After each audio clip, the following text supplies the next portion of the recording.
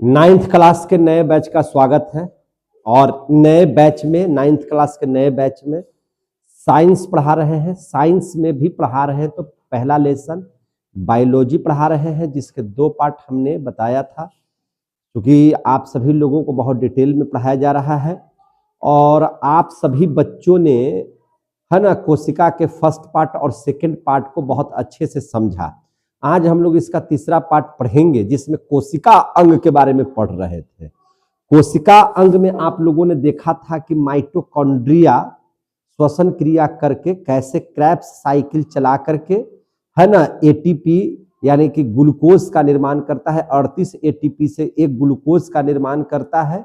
यानी कि माइटोकॉन्ड्रिया को ही हम लोग क्या कहते हैं, है ना, कोशिका का ऊर्जा गृह कहते हैं, पावर ऑफ हाउस कहते हैं। ये बातें आप लोगों ने पढ़ लिया था, पढ़ा था कि नहीं पढ़ा था?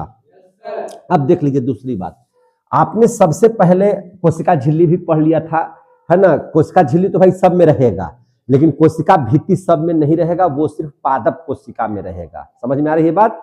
तो ये सब बातों को पढ़ लिया था। उसके बाद कोशिका अंग में आप लोगों ने देखा था कि कोशिका अंग है तो इसमें ये क्या है, माइटोकॉन्ड्रिया के बारे में पढ़ा था बढ़िया से। माइटोकॉन्ड्रिया किस संरचना का होता है? तो अंगुली नुमा टाइप का होता है। कैसा होता है? अंगुली नुमा टाइप का होता है ना। यह क्या क्या माने, ये जो है दोहरी झिल्ली इसमें होती है। कि कैसे झिल्ली होती है? माइटोकॉन्ड्रिया में दोहरी झिल्ली से इसका निर्माण होता है। इसके बारे में आप लोगों ने बहुत अच्छे से पढ़ा है ना। और हमने कहा था कि कोशिकीय श्वसन का एक केंद्र है। क्या है? कोशिकीय श्वसन का केंद्र है। इसके बाद आप लोगों ने बहुत सारे चीजों के बारे में इसमें देखा था, है कि नहीं? और माइटोकॉन्ड्रिया याद होगा आपको कि माइटोकॉन्ड्रिया जो है खोजने वाला कोई दूसरा व्यक्ति था, उसका नामकरण करने वाला कोई दूसरा व्यक्ति था। याद बताए थे कि नहीं बताए थे? याद है ये बात?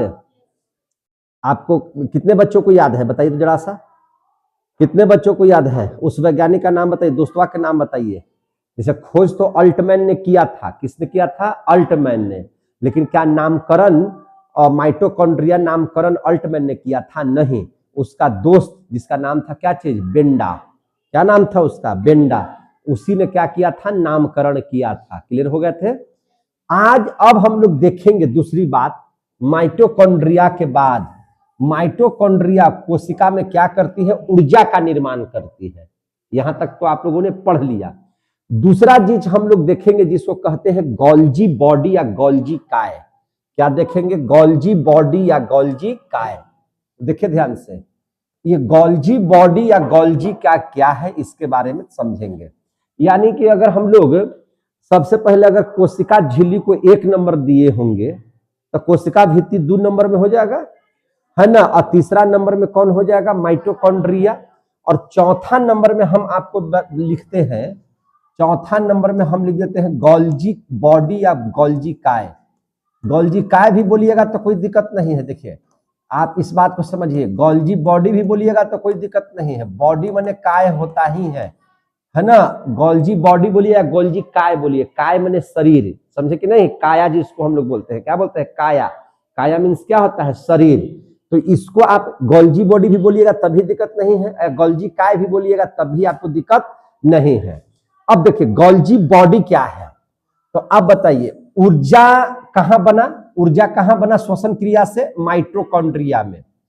तो अब देखिए ना, आप इस चीज को समझने का प्रयास कीजिए। जैसे कोशिका है ना, कोशिका के अंदर में माइटोकॉन्ड्रिया ने क्या कर दिया? ऊर्जा का निर्माण कर दिया, ऊर्जा बनाया श्वसन क्रिया करके। कैसे करके? श्वसन क्रिया करके क्या हुआ?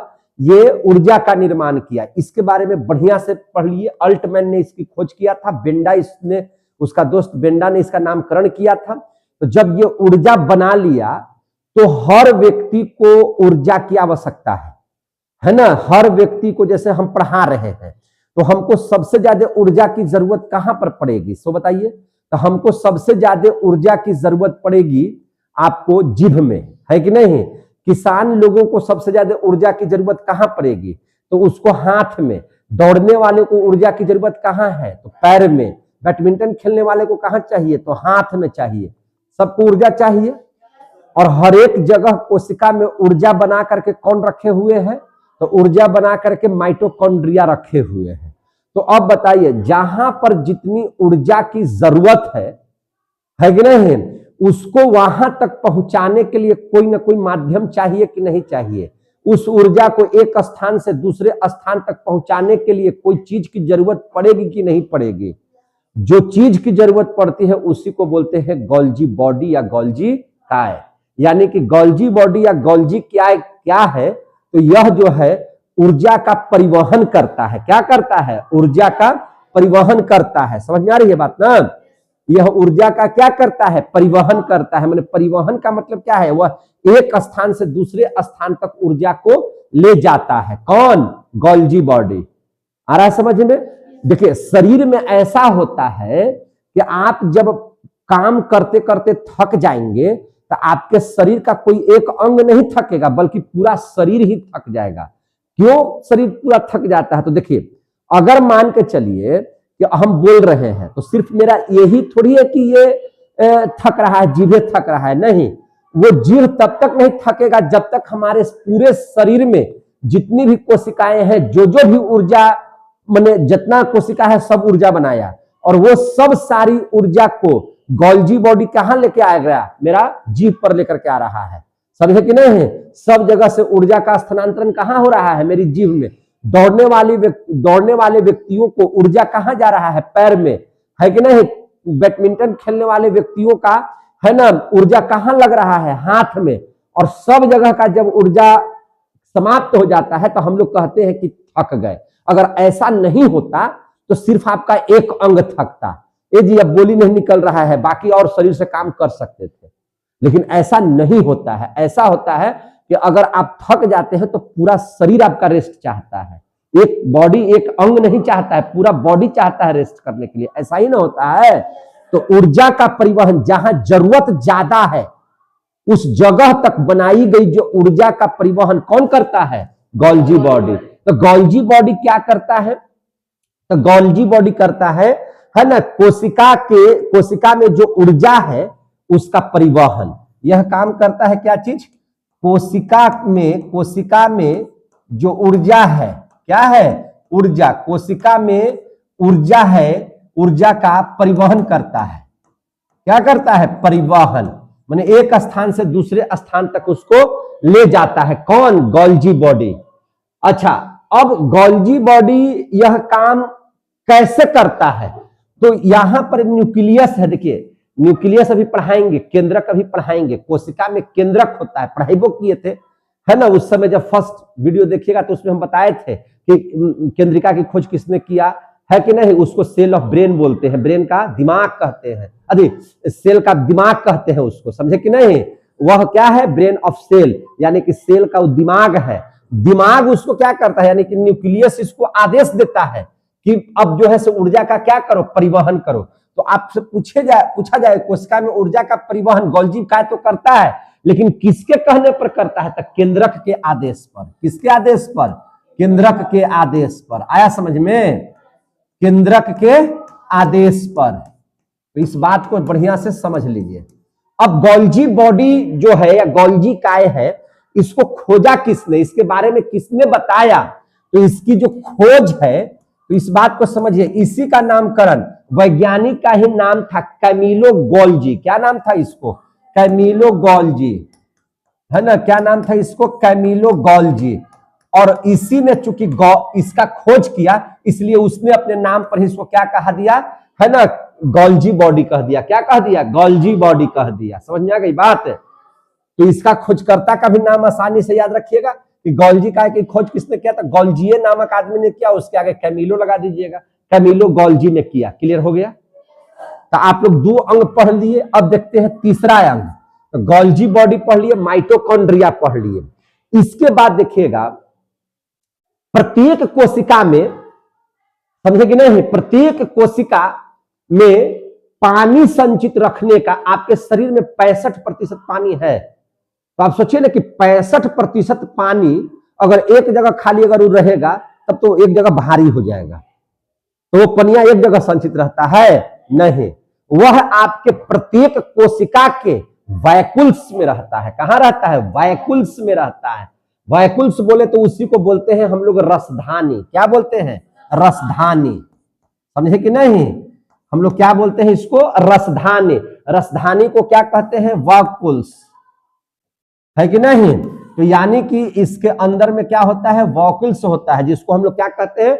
रसधानी कहते हैं। यानी कि जल संग्रह करने के लिए होता है। ये किसके लिए होता है? जल संग्रह। आपके शरीर में कितना परसेंट, पूरे शरीर का कितना परसेंट पानी ही है? तो 65%। तो ये 65% पानी किसी एक जगह नहीं रहता है, वह कोशिका के प्रत्येक जितना कोशिका हमारे शरीर में है उस तमाम कोशिकाओं के, है ना, वैकुल्स में जो पानी होता है ना, वो बने रहता है। और सभी को अगर जोड़ दीजिएगा, सभी कोशिकाओं के पानी को अगर एक जगह कर दीजिएगा तो पूरे शरीर का 65% पानी हमारे शरीर के अंदर में पाया जाता है। समझ में आ गई बात ना? और यह पानी कहाँ रहता है? तो कोशिका के वैकुल्स में, यानी कि रसधानी में। तो रसधानी का काम क्या है? जल संग्रह करना। अब हमको बताइए कि वैकुल्स हम लोगों के शरीर का सबसे ज्यादा होगा कि पेड़ पौधे का? पानी कौन सबसे ज्यादा संचित करता है? पेड़ पौधा। तो पेड़ पौधे का जो रसधानी होगा वह जीव माने जंतु कोशिका से ज्यादा बड़ा होगा। समझे कि नहीं? क्योंकि पेड़ पौधों में हम लोगों से ज्यादा पानी की जरूरत पड़ती है, तो उसका जो रसधानी होगा वह जंतु कोशिका से क्या होगा? बड़ा होगा। समझ में आ गई बात? तो आप लोगों ने पढ़ लिया क्या चीज? रसधानी के बारे में। किसके बारे में? रसधानी के बारे में। यहां तक अगर आप लोग पढ़ लिए हो तो अब हम आप लोगों को एक और सबसे इंपॉर्टेंट जो बात है हम उसको पढ़ाना चाहते हैं, जिसका नाम है तारक काय, जिसको अंग्रेजी में बोलते हैं सेंट्रोसोम। क्या बोलते हैं इसको? सेंट्रोसोम। तारक काय, है ना? क्या बोलेंगे इसको? तारक काय। अंग्रेजी में हम लोग बोलते हैं इसको सेंट्रोसोम। क्या बोलते हैं? सेंट्रोसोम। तो देखिए ध्यान से, अब हम लोग पढ़ लेते हैं जरा सा सेंट्रोसोम के बारे में। तो सेंट्रोसोम क्या करता है? देखिए, सबसे पहले इसकी खोज किसने किया था? तो देखिए, एक वैज्ञानिक था जिनका नाम था बोबरी। क्या नाम था? बोबरी। तो बोबरी ने किसका खोज किया था? सेंट्रोसोम का, तारक काय का खोज किया था, है कि नहीं? और सेंट्रोसोम करता क्या है? तो यह इसका मुख्य काम है कोशिका विभाजन करना। तो कोशिका विभाजन का मतलब क्या हुआ? कोशिका के दो भागों में टूटना नहीं। कोशिका विभाजन का मतलब होता है कि एक कोशिका टूट करके दो नया कोशिका का निर्माण कर दिया। समझे कि नहीं? टूटने का मतलब सिर्फ उसको बर्बाद करने से नहीं जोड़िएगा। टूटने का मतलब है कि पुनः निर्माण करना, दो और नया नया कोशिका का निर्माण करना। दो मिलकर के कितना करेंगे? चार। चार कितना कर देंगे? 8। तो यह कौन करता है? तो सेंट्रोसोम। तो सेंट्रोसोम का मुख्य काम क्या है? कोशिका विभाजन करना। क्या करना? कोशिका विभाजन करना। अगर आपके शरीर में कोशिका का विभाजन नहीं होगा, है ना, तो अब बताइए, आपके शरीर में अगर कभी चीर फाड़ हो जाए, है कि नहीं, कोई अगर कट फट जाएगा, तो अगर कोशिका का विभाजन नहीं होगा तो कभी वो ठीक हो पाएगा? कभी नहीं ठीक हो पाएगा। समझ में आ रही है बात ना? वो कभी ठीक नहीं हो पाएगा, क्योंकि एक कोशिका टूट करके अगर नई कोशिका का निर्माण कर रहा है तो नई कोशिका जब आएगा तो वह जो पुराना वाला जो कटा फटा जगह है वह क्या हो जाएगा? सही हो जाएगा। तो कोशिका विभाजन के फलस्वरूप ही आपके शरीर की वृद्धि भी होती है। कोशिका विभाजन के फलस्वरूप ही आपके शरीर का निर्माण भी होता है। और कोशिका विभाजन का कुल पहले मतलब समझ लीजिए कि इसका मतलब ही होता है पुनः निर्माण। क्या? पुनः निर्माण। पुनः निर्माण के मतलब क्या? नया चीज का निर्माण और बार बार होना। लेकिन अगर कोशिकाएं आवश्यकता से अत्यधिक विभाजन करेगा, किसी बॉडी में, किसी शरीर के अंग में कोशिका का विभाजन आवश्यकता से अधिक हो जाएगा तो वह कैंसर का रूप धारण कर लेगा। समझे कि नहीं? वह कैंसर पकड़ लेगा उसको। यानी कि आवश्यकता से अत्यधिक कोशिका का विभाजन क्या कहलाता है? कैंसर कहलाता है। तो आपसे कोई पूछेगा कि कैंसर किसे कहते हैं, तो किसी अंग में आवश्यकता से अत्यधिक कोशिका का विभाजन उस अंग का कैंसर कहलाता है। समझ में आ गई बात? तो इसका उतना ही जरूरत है जितना भर इसका आवश्यकता हो। यानी कि कोशिका विभाजन हमारे लिए बहुत जरूरी है, लेकिन कितना? जितना भर होना चाहिए। अगर उससे ज्यादा हो जाएगा तो फिर कैंसर हो जाएगा। समझ में आ रही है बात? तो आपसे पूछा जाता है कि सबसे ज्यादा सबसे ज्यादा सेंट्रोसोम यानी कि कोशिका का विभाजन हमारे किस अंग में होता है? तो लीवर में। किस में होता है? लीवर में। याद रखिएगा, लीवर को हम लोग क्या कहते हैं? यकृत। उर्दू में क्या कहते हैं? जिगर। इसमें सबसे ज्यादा कोशिका का विभाजन होता है। लीवर बोले तो आपका देखिए यहां पे है दाहिने साइड में, ये जो छाती है, छाती के दाहिने साइड में नीचे पसली के वहां पर एक ग्रंथि है जिसका नाम क्या है? लीवर। क्या है नाम उसका? लीवर। और वहां पर क्या होता है कि वहां पर कोशिका का विभाजन लीवर में सबसे ज्यादा होता है। समझे कि नहीं? अगर कभी किसी कारणवश अगर लीवर में चोट उठ भी ज्यादा लग गया, जैसे देखिए अब ऐसे कर करके अब आपको हम ऐसे किए तो यहाँ की कोशिकाएं मर गई, यहाँ की कोशिकाएं क्या हो गई? मर गई। अब यहाँ पे कोशिका विभाजन करेगा और विभाजन करके पुनः नए कोशिका का निर्माण करेगा। समझे कि नहीं? तो ये काम है उसका। तो अब इस स्थिति को समझिए, तो जब अगर लीवर वगैरह इस सब में अगर ज्यादा कट छट भी जाएगा ना, तो इसमें इतनी कैपेसिटी है कि इतना जल्दी पुनः निर्माण कर लेता है लीवर, है ना, कि बहुत ज्यादा आपको समय नहीं लगेगा और बहुत जल्दी आपको लीवर में अगर चोट भी लग गया है या कट छट भी गया है तो आप बहुत अच्छे से सही हो जाइएगा। समझे कि नहीं? और सबसे कम कोशिका का विभाजन कहां होता है? तो ब्रेन में।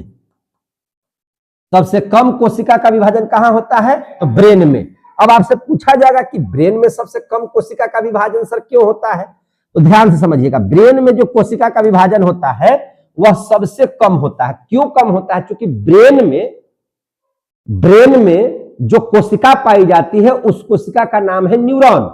क्या नाम है? न्यूरॉन। और न्यूरॉन आपको पता होना चाहिए कि न्यूरॉन जो होता है वह कोशिका विभाजन करता ही नहीं है। ये पता है ना? तो सर ब्रेन में जब कोशिका का विभाजन नहीं होता है तो क्यों नहीं होता है? तो आपको जवाब क्या देना है? न्यूरॉन। क्योंकि ब्रेन में हमारे कौन सी कोशिकाएं पाई जाती हैं? न्यूरॉन। समझे कि नहीं? तो फिर सर ब्रेन में कैंसर कैसे होता है? तो ब्रेन में कैंसर नहीं, आप लोग जानते हैं, कैंसर तक तो जाता ही नहीं है। ब्रेन में ट्यूमर हो जाता है। क्या हो जाता है? ट्यूमर। यानी कि कैंसर का सबसे छोटा रूप को ही क्या बोलते हैं? ट्यूमर। समझे कि नहीं? कैंसर के मतलब क्या है कि कोशिका का, सर कोशिका अभी आपने कहा था कि कोशिका का आवश्यकता से अत्यधिक विभाजन कैंसर कहलाता है, और एक तरफ कह रहे हैं कि कोशिका में विभाजन माने ब्रेन में विभाजन होता ही नहीं है न्यूरॉन का, तो फिर ट्यूमर कैसे हो जाता है? तो देखिए, याद रखिए, ध्यान से इस बात को समझिए। टोटल बच्चे, ब्रेन जो होता है, दिमाग में जो हमारा, माइंड में जो हमारा है, न्यूरॉन जो कोशिका है वह 90% पाया जाता है। कितना परसेंट पाया जाता है? 90%। इसकी मात्रा कितनी परसेंट है? 90%। और 10% जो होता है वह गेलियल सेल पाया जाता है। गेलियल सेल माने गेलियल कोशिका, है ना? गेलियल सेल कितना मात्रा में पाया जाता है? 10%। समझ में आ रही है बात? यानी कि आपके ब्रेन में दो तरह की कोशिकाएं हैं। एक है आपका क्या चीज? न्यूरॉन, जो कितनी मात्रा में है? 90% है। और गेलियल सेल कितनी मात्रा में है? तो 10% है। बात एकदम समझिएगा, यही सब क्वेश्चन लिखाता भी है, यही सब आएगा भी। समझे कि नहीं? तो ये जो 10% गेलियल सेल है, ये न्यूरॉन नहीं ना है, ये तो दूसरा कोशिका हो गया। ठीक है भैया, ये जो है से आपका जो है से कोशिका विभाजन नहीं करेगा, नो डाउट। समझे कि नहीं? ये कोशिका विभाजन नहीं करता है, सही बात है, लेकिन ये तो करेगा कि नहीं करेगा? और ये इतना तेजी से करता है, इतना तेजी से करता है कि आपके ब्रेन में ट्यूमर पैदा हो जाता है। क्या हो जाता है? Brain tumour. तो आप कहते हैं कि ब्रेन हैमरेज कर गया, तो ट्यूमर हो गया तो सटेगा तो हैमरेज करिए ना जाएगा। न्यूरॉन आपस में सटना नहीं चाहिए, है ना? सट जाएगा तो क्या हो जाएगा? ब्रेन हैमरेज कर जाएगा। क्लियर हो रहे हैं? तो ब्रेन हैमरेज इसी को कहते हैं। गेलियल सेल में आवश्यकता से अत्यधिक अगर कोशिका का विभाजन हो जाएगा तो आपके ब्रेन में ट्यूमर हो जाएगा। क्लियर हो गए? तो इसलिए याद रखिएगा कि यह सेंट्रोसोम कोशिका विभाजन करने के लिए उत्तरदायी है। सबसे ज्यादा कोशिका का विभाजन लीवर में होता है, सबसे कम न के बराबर विभाजन होता है ब्रेन में, क्योंकि वहां पर न्यूरॉन कोशिका पाई जाती है। लेकिन ट्यूमर इसलिए होता है कि उसमें एक और सेल पाया जाता है, कोशिका पाई जाती है, जिसको हम लोग बोलते हैं गेलियल। लेकिन यह कोशिका का जब विभाजन आवश्यकता से अत्यधिक कर देगा तो वही आपके शरीर में ब्रेन ट्यूमर पैदा करेगा, और उसी से कौन सी बीमारी हो जाएगी? ब्रेन हैमरेज कर जाएगा, और ब्रेन हैमरेज करने के बाद आदमी बचता नहीं है।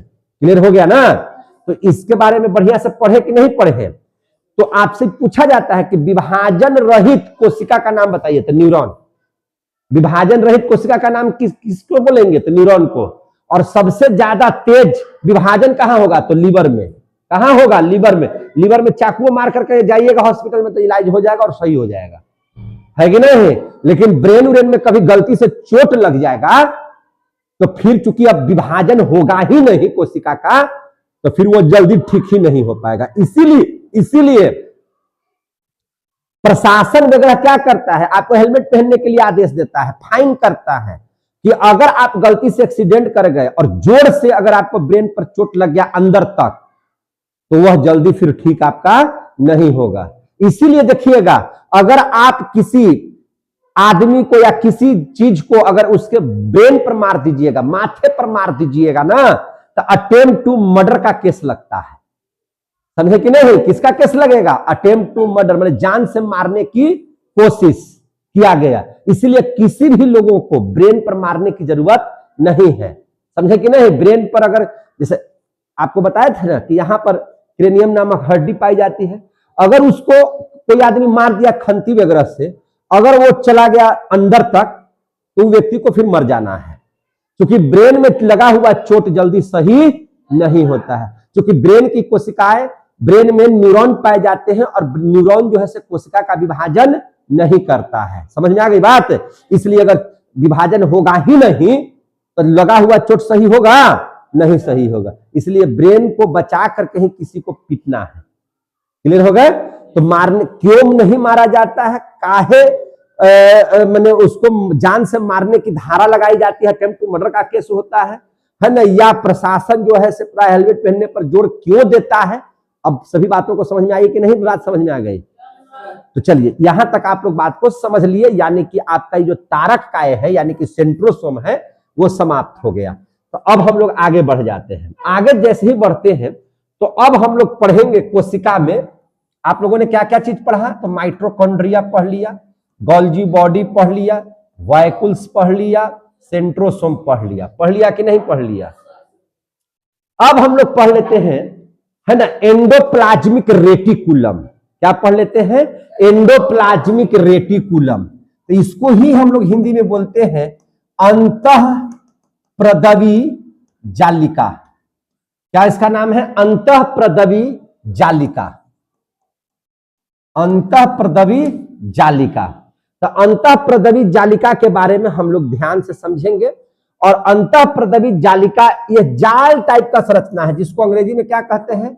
Endoplasmic reticulum. आ गया समझ में? जिसको शॉर्ट में कहिएगा क्या? ER। क्या कहिएगा? ER। यानी कि अब हम लोग अध्ययन करेंगे किसका? ER का, यानी कि एंडोप्लाज्मिक रेटिकुलम का। हिंदी में बोलिएगा तो इसका नाम हो जाएगा अंतःप्रदवी जालिका। समझे कि नहीं? वो देखिए, कोशिका किसी रूप में है, कोशिका एक आकृति में है। उस आकृति को बनाने के लिए, जैसे आपका बॉडी इसी तरह से क्यों है? तो यह हमारे शरीर में कंकाल है, और कंकाल ऊपर में मांस वगैरह भर गया, ऊपर से चमड़ा लग गया, तो हम लोग का शरीर ऐसा हो गया, है कि नहीं? अगर कंकाल न रहता तो क्या हम लोगों का शरीर लंबा होता? हम लोग सब एक जगह पचक जाते। समझे कि नहीं? जैसे ये जो नीचे जो जमीन है उसको हम लोग क्या बोल रहे हैं? कमरा का जो जमीन है उसको क्या बोलते हैं? फर्श। आई वाला क्या है? छत। तो फर्श और छत, छत ऊपर में, फर्श नीचे में क्यों है? कैसे है? तो भैया नीचे से क्या है? पिलर लगा हुआ है, दीवार है। बोलते हैं कि नहीं बोलते हैं? अगर पूरा दीवार पिलर को हटा दिया जाए तब ये जो छत है से छत रहेगा कि फर्श हो जाएगा? आप समझ सकते हैं? यानी कि छत को छत बनाए रखने के लिए, इसको फर्श न बनने देने के लिए क्या चीज जरूरत है? पिलर की। तो जस्ट लाइक आप समझ लिए, कोशिका एक जगह चिपक न जाए, कोशिका अपने आकृति, मूल आकृति में ही रहे। कोशिका जो है मान के चलिए कि इसी तरह से रहे, इसके लिए एंडोप्लाज्मिक रेटिकुलम जो होता है एक पिलर की तरह काम करता है। ये दोनों आपस में चिपके नहीं। क्लियर हो गया? ये दोनों आपस में चिपके नहीं। तो कह सकते हैं कि एक तरह से यह क्या है, एंडोप्लाज्मिक रेटिकुलम है क्या चीज? तो एक तरह से हम कह सकते हैं कि कोशिका के अंदर पिलर की तरह यानी कि कंकाल की तरह काम करता है। कंकाल है, जैसे हम लोगों के शरीर में हड्डियां क्या है, कंकाल है ना, मैंने शरीर का एक ढांचा बनाए हुए है ना। तो कोशिकाओं का एक निश्चित आकृति जो दे रहा है ना, एक तरह से जो निश्चित आकृति प्रदान कर रहा है कंकाल बन करके, तो वह काम कौन कर रहा है? Endoplasmic reticulum. कितने बच्चों को समझ में आ रहा है? आ रहा है समझ में? देखिए रेटिकुलम है। अब इस बात को समझिएगा, यह एक जाल रूपी संरचना है, जिसे लिखा हुआ ना कि अंतःप्रदवी जालिका है। तो यह जाल रूपी संरचना है। कैसे जाल रूपी? देखिए ध्यान से, इस तरह से है, देखिएगा ध्यान से, एकदम जाल टाइप का बना हुआ है। देखिएगा फिर इस तरह से बनाएगा,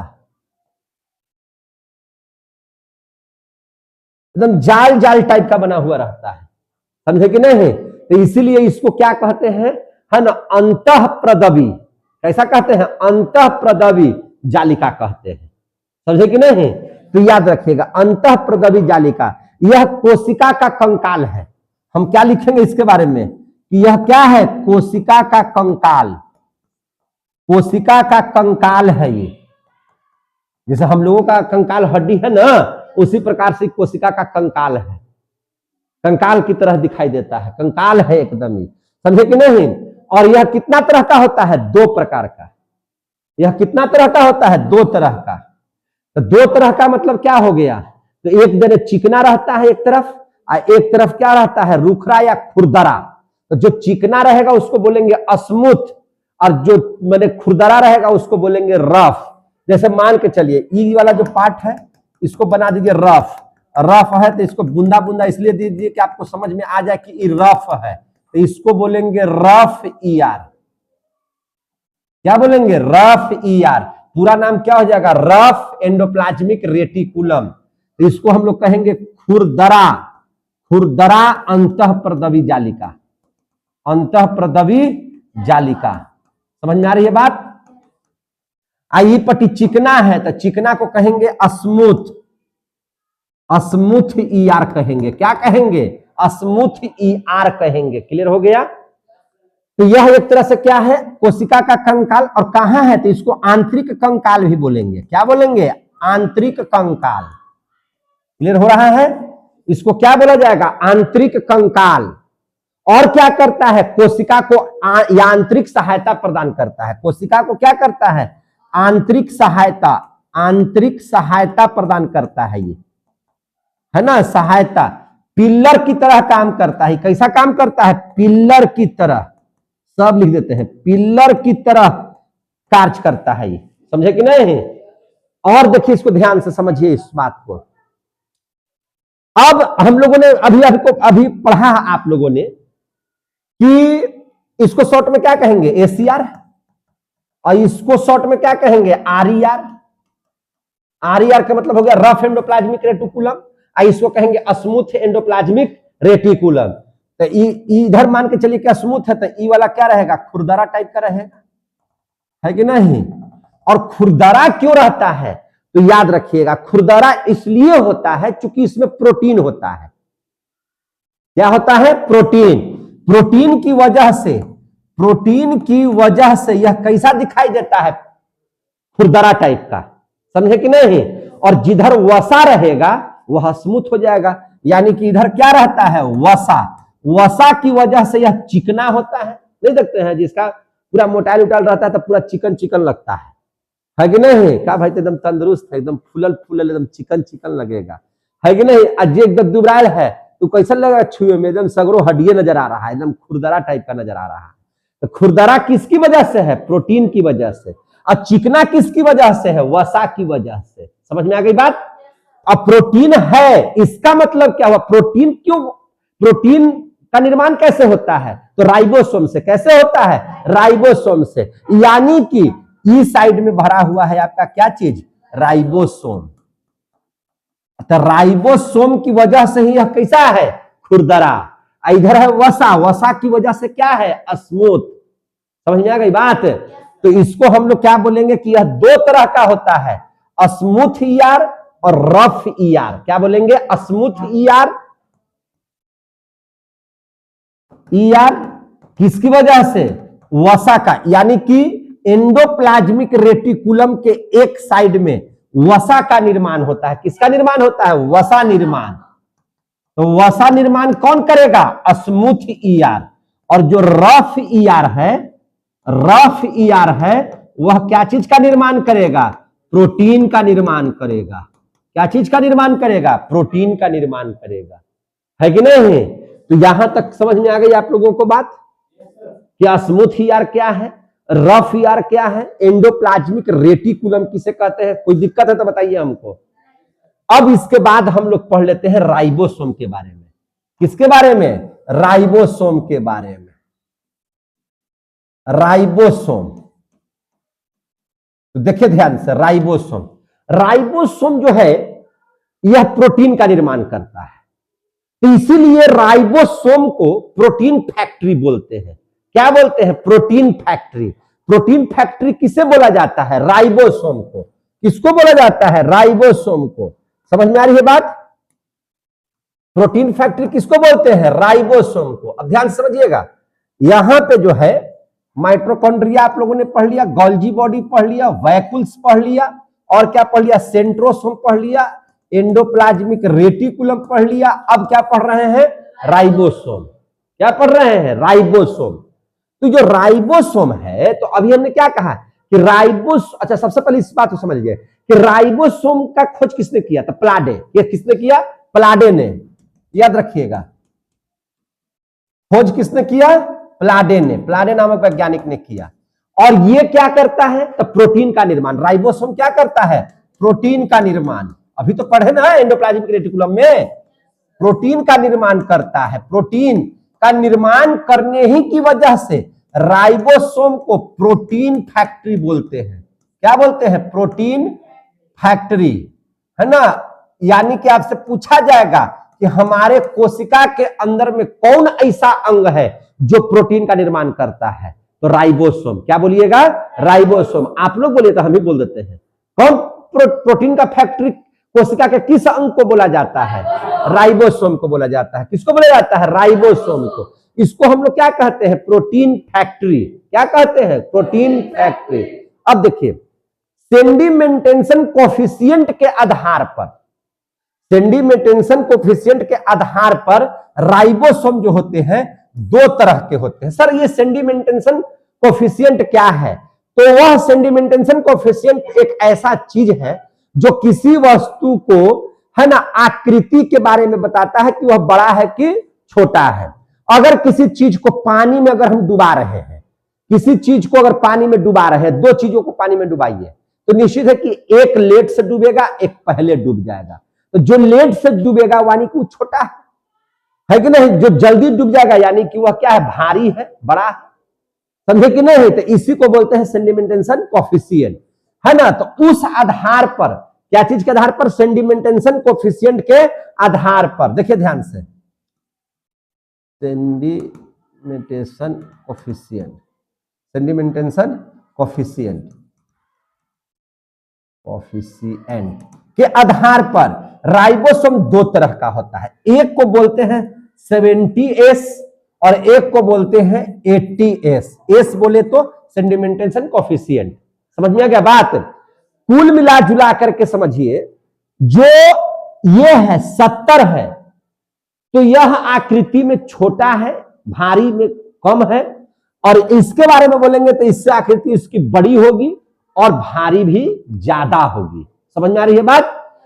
यानी कि कुल मिला जुला करके समझ लीजिए कि इलेक्ट्रॉन सूक्ष्मदर्शी से जिसको देखना पड़े और फिर भी दिखाई दे भी सकता है, नहीं भी दे सकता है, उसी को बोलते हैं 70S। और जिसको हम अपना इलेक्ट्रॉन सूक्ष्मदर्शी से देखने की जरूरत ना पड़े, है कि नहीं, आसानी से जिसको देखा जा सके, उसको हम लोग क्या बोलेंगे, 80S। क्या बोलेंगे उसको, 80S। तो यानी कि 70S जो होता है वह कैसा होता है, छोटा। तो इसीलिए इसका नाम है प्रोकैरियोटिक। क्या कहते हैं इसको? प्रोकैरियोटिक। इसके बारे में हम पढ़ाएंगे थोड़ा देरी के बाद, अभी नहीं, अभी खाली जान लीजिए चूंकि हम राइबोसोम को पढ़ा रहे हैं। प्रोकैरियोटिक जीव, एक को कहते हैं 80S हो गया तो यानी कि क्या हो गया? बड़ा, और बड़ा के मतलब हो गया यूकैरियोटिक। यूकैरियोटिक जीव। अब देखिए, आप कुत्ता देख रहे हैं, आदमी देख रहे हैं, बंदर देख रहे हैं, चींटी देख रहे हैं, हाथी देख रहे हैं, जिसको आप आसानी से देख रहे हैं, तो वो कौन से जीव में आ जाएंगे? यूकैरियोटिक जीव में।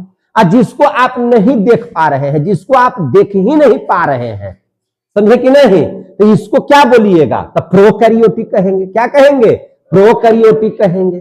और याद रखिएगा, यह कोशिका का सबसे छोटा अंग है। कौन? राइबोसोम। समझे कि नहीं? कोशिका में तो बहुत सारे अंग है ना, mitochondria, Golgi body, vacuoles, centrosome, endoplasmic reticulum, ribosome, nucleus, lysosome, अभी बहुत 2-3 को और पढ़ाएंगे हम। सिलिया है, फ्लैजिला है, लवक है, प्लास्टिड है जिसको हम लोग बोलते हैं। तो ये सभी अंगों में आपसे अगर बात किया जाए तो सबसे छोटा अंग कौन है? कोशिका का कौन ऐसा अंग है जो सबसे छोटा है? तो वह है राइबोसोम।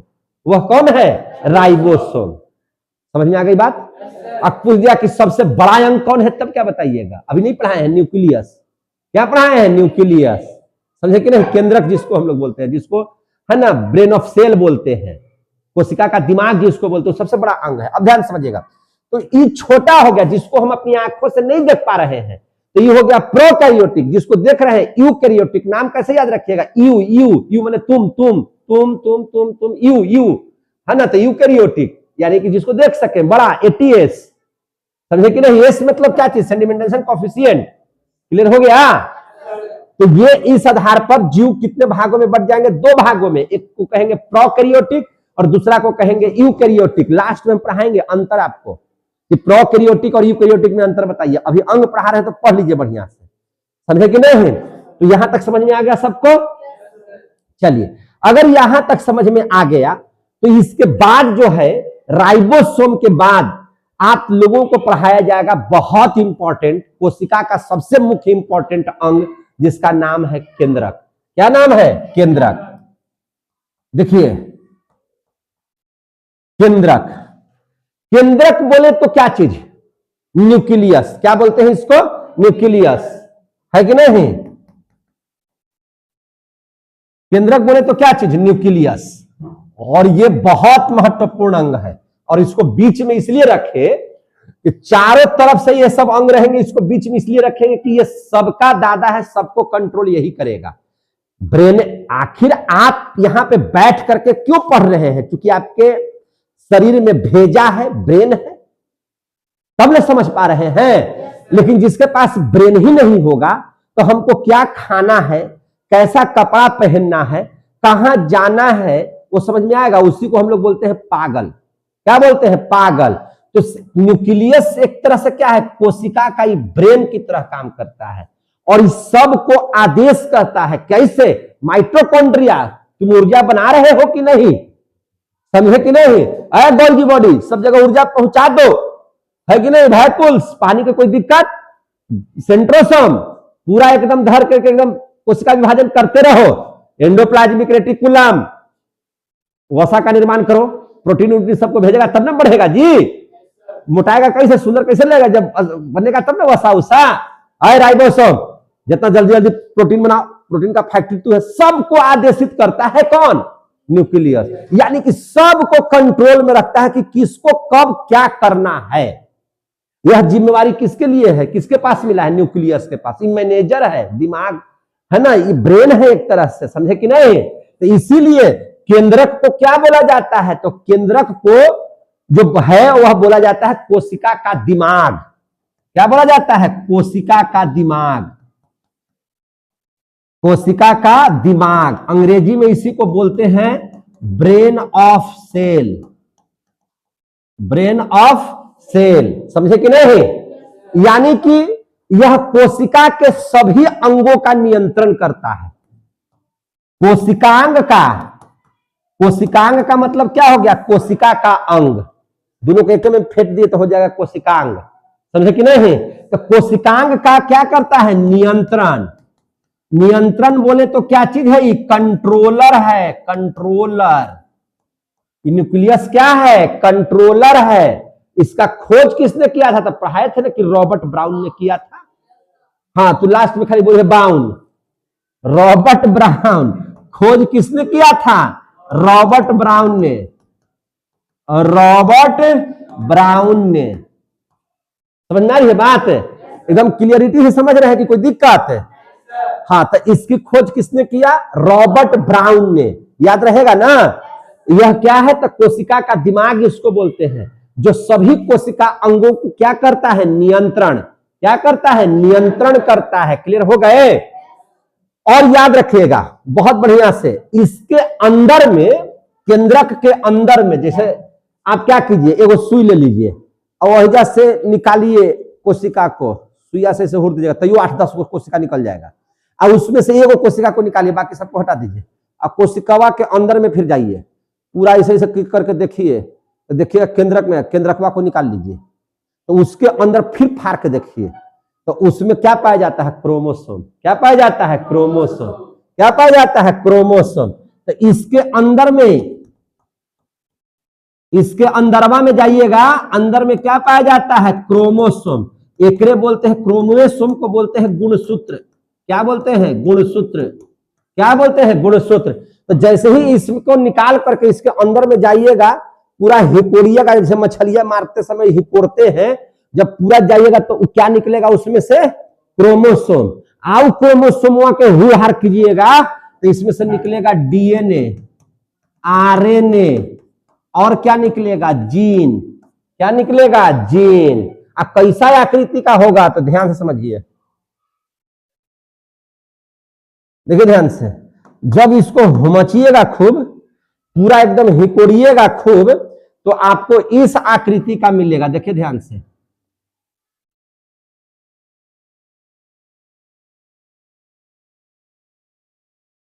देख रहे हैं ना? इस आकृति का आपको क्या मिलेगा? क्रोमोसोम। एकरा आओ खूब बढ़िया से इसको आओ खींच फाच कर दीजिएगा, तो एकरे में से निकलेगा डीएनए। आओ उसको तोड़िएगा तो क्या निकलेगा? आरएनए। आओ एकदम हुर हार के देखेगा तो क्या निकलेगा? जीन। है कि नहीं? उसमें से क्या निकलेगा? जीन। क्लियर हो गया? तो इसके अंदर क्या पाए जाते हैं? क्रोमोसोम।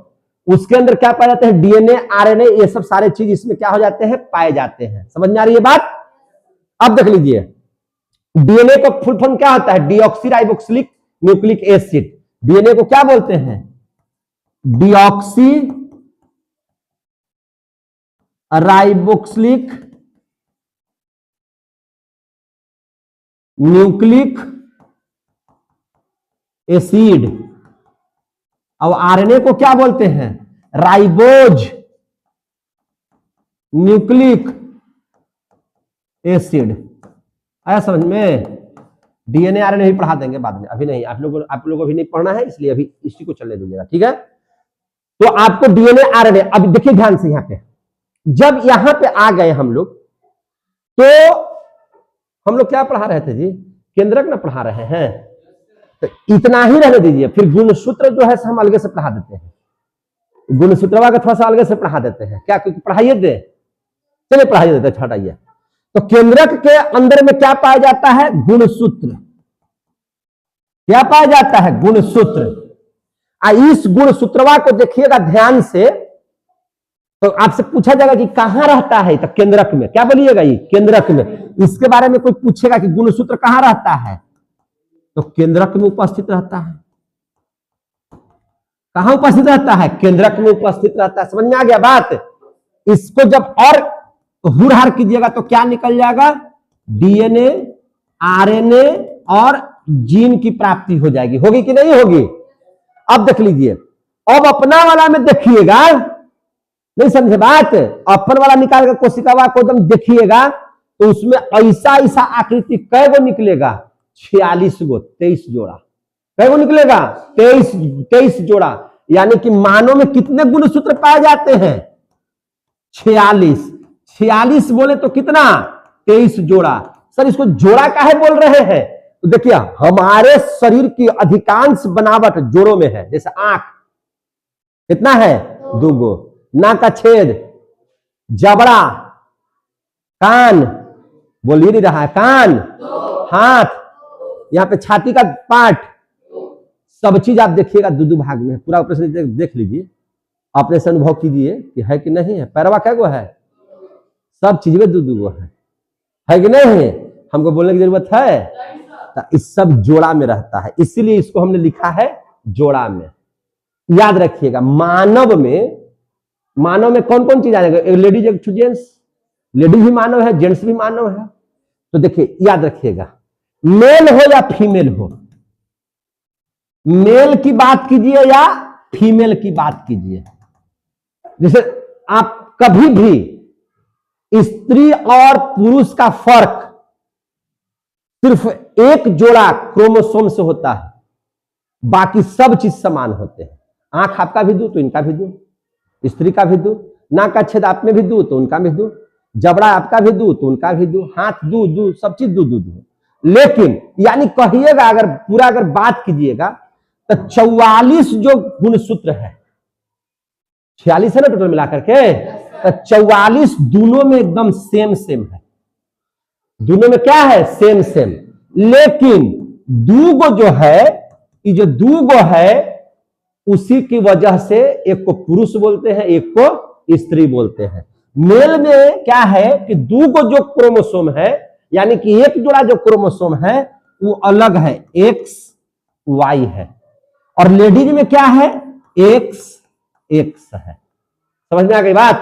और इसी की वजह से हम लोग मेल और फीमेल बोलते हैं, बाकी 44 एकदम समान है ना। इसीलिए आप देखिएगा ना, आप 8 वर्ष लड़का और 8 वर्ष की लड़की ले लीजिए और दोनों का बाल एक तरह से कटवा दीजिए, एक कपड़ा पहना दीजिए, आप अंतर नहीं कर सकते कि कौन लड़का है कौन लड़की है, समझे कि नहीं है। लेकिन जब ये दोनों में अंतर हो जाता है, इसी की वजह से लड़का अलग दिखाई देता है और लड़की अलग दिखाई देती है। तो ये जो गुणसूत्र हुआ, ये गुणसूत्र किसमें पाया जाता है, केंद्रक में। किसमें पाया जाता है, केंद्रक में, समझे कि नहीं, क्लियर हो गया। अब जैसे देखिएगा यहां पे बात को समझिए, केंद्रिका एक टॉपिक है जिसका नाम क्या है, केंद्रिका। क्या नाम है, केंद्रिका। केंद्रिका कहां रहता है, तो केंद्रक के अंदर में केंद्रिका पाया जाता है। केंद्रक के अंदर क्या पाया जाता है, केंद्रिका पाया जाता है। समझ में आ गई बात। तो केंद्रक समझ में आ गया। आपसे पूछा जाएगा कि जो केंद्रक है ये बना हुआ किस चीज का है, समझे कि नहीं, केंद्रक बनता किस चीज से है। तो देखिए, केंद्रक का जो निर्माण होता है उसमें 80% प्रोटीन होता है। प्रोटीन कितना होता है, 80%, और डीएनए कितना होता है, 10%, और 10% में अन्य चीज हो जाते हैं। समझ में आ गई बात। तो आपसे पूछा जाएगा कि केंद्रक का निर्माण किस चीज से होता है, तो प्रोटीन और डीएनए से होता है। प्रोटीन कितना प्रतिशत है, तो 80%, और डीएनए कितना है, तो 10%। समझे कि नहीं। और याद रखिएगा, जंतु कोशिका की सबसे बड़ी कोशिका कौन है, तो केंद्रक। जंतु कोशिका के सबसे छोटी कोशिका कौन है, तो राइबोसोम। कौन है, राइबोसोम। राइबोसोम यहां लिख देते हैं, यह सबसे छोटी कोशिका है, यह सबसे छोटी कोशिका है। देखिए ध्यान से, इसके बारे में क्या लिख देते हैं, इसके बारे में लिख देते हैं कि जंतु कोशिका में सबसे बड़ी कोशिका है, जंतु कोशिका में सबसे बड़ी कोशिका है, जंतु कोशिका में सबसे बड़ी कोशिका है। आगे समझ में, कौन, केंद्रक। कौन, केंद्रक। क्लियर हो गया। अब पढ़ लेते हैं लाइसोसोम, लेकिन अब घंटी लग चुकी है, आप लोगों को जाना भी है कि नहीं। तो आज इतना ही रहने दीजिए, कल पढ़ा देंगे आपको लाइसोसोम, जीव द्रव्य, सिलिया, फ्लैजिला, लवक, है ना, गुणसूत्र तो पढ़ाइए दिए हैं। उसके बाद आपको पढ़ा देंगे पादप कोशिका और जंतु कोशिका में अंतर, और पढ़ा देंगे प्रोकैरियोटिक और यूकैरियोटिक में अंतर। समझ में आ गई बात। तो इतना सारा चीज अभी बचा हुआ है, हम अब कल मिलेंगे। अगर पढ़ाई मेरी अच्छी लग रही है तो आप लोग इसको लाइक भी कर दीजिए, सब्सक्राइब भी कर दीजिए, अच्छा लगे तो उसको आगे ही बढ़ा दीजिए। बहुत मजेदार तरीके से पढ़ाएंगे। बहुत बहुत धन्यवाद।